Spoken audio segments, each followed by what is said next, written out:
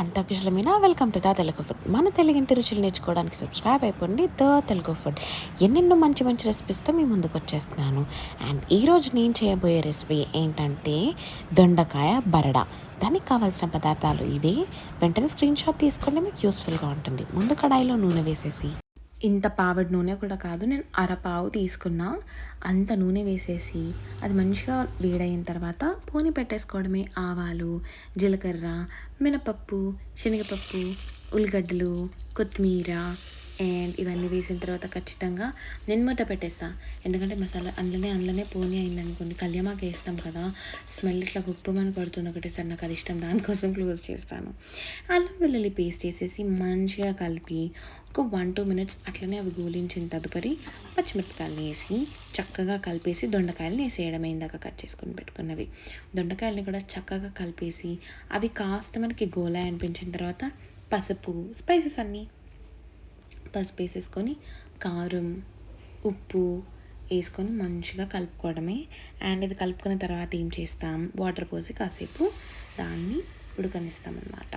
అట్లా అయిన తర్వాత వాటి మీద ఒక మూత పెట్టేసి వాటిని సైడ్కి వదిలేస్తాం. అది సైడ్కి వదిలేసింది అంతే వదిలేస్తామా? కాదు, మనం ఏం చేస్తున్నాం, దొండకాయ బరడా కదా, బరడా అంటే శనగపిండి, బేసన్ కావాలి. సో బేసన్ తీసేసుకొని దాన్ని ఆ వాటర్ కొంచెం ఉడికిన తర్వాత డైరెక్ట్గా బేసన్ని అందులో వేస్తాం.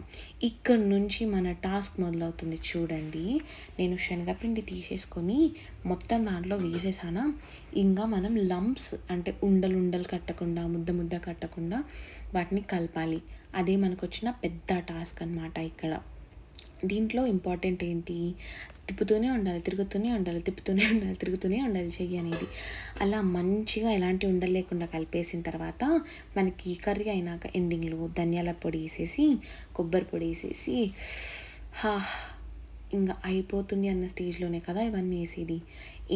ఇంకొక 2-3 మినిట్స్ వీటిని మనం అలా స్టవ్ మీద వదిలేసేసామనుకోండి, ఇప్పటికే గట్టి పడిపోయింది.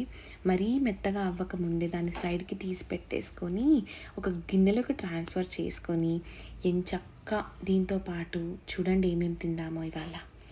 దొండకాయ బరడా, ఎస్.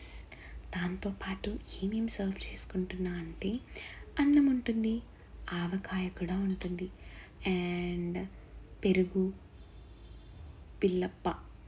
మీరేమంటారు బిల్లప్ప అని కామెంట్ చేసేయండి. మేమైతే బిల్లప్ప అంటాము. మరి మీరు బిల్లప్ప అంటారా? చాలామంది ఉడప్ప అంటారు. Like, share and subscribe to my channel the Telugu food.